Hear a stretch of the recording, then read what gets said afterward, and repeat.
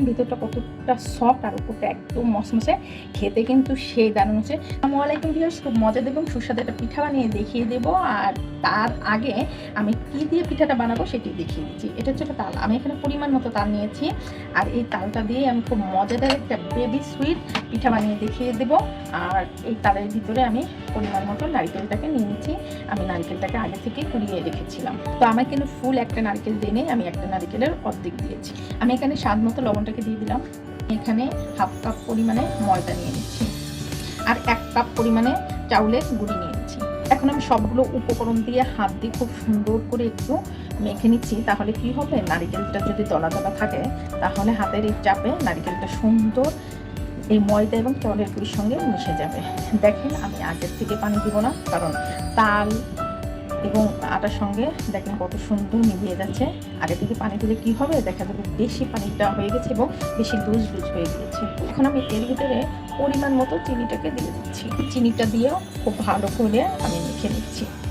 এইভাবে মাখতে মাখতে কিন্তু চিনির থেকেও একটা পানি বের হয়ে যাবে। ভিউয়ার্স দেখেন অলরেডি কত সুন্দর করে একটা সফট করে মেখে নিলাম। এখন এর ভিতরে হালকা গরম পানিটা আমি অ্যাড করে দেবো। খুব বেশি গরম পানি দেওয়া লাগবে না। আর আমি গরম পানিটা এই যে কারণে দিচ্ছি, কারণ আমার চাউলের গুঁড়িটা ডিপ ফ্রিজে ছিল। আর আমি কাছ থেকেও আরেকটু দেখিয়ে দিচ্ছি, দেখেন কতটা সুন্দর হয়েছে মাখানোটা।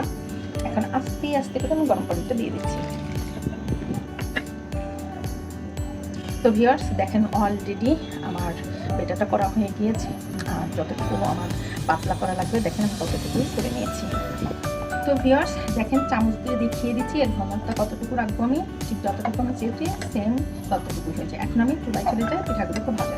ভিউয়ার্স আমি একটা প্যান নিয়েছি, প্যানের মধ্যে অলরেডি তেলটাকে গরম করতে দিয়েছি। আর আমি ছোট্ট একটা চামচ নিয়েছি, যেহেতু যে বেবি সুইট পিঠা হবে তো সেক্ষেত্রে চামচটাও ছোটো থাকতে হবে।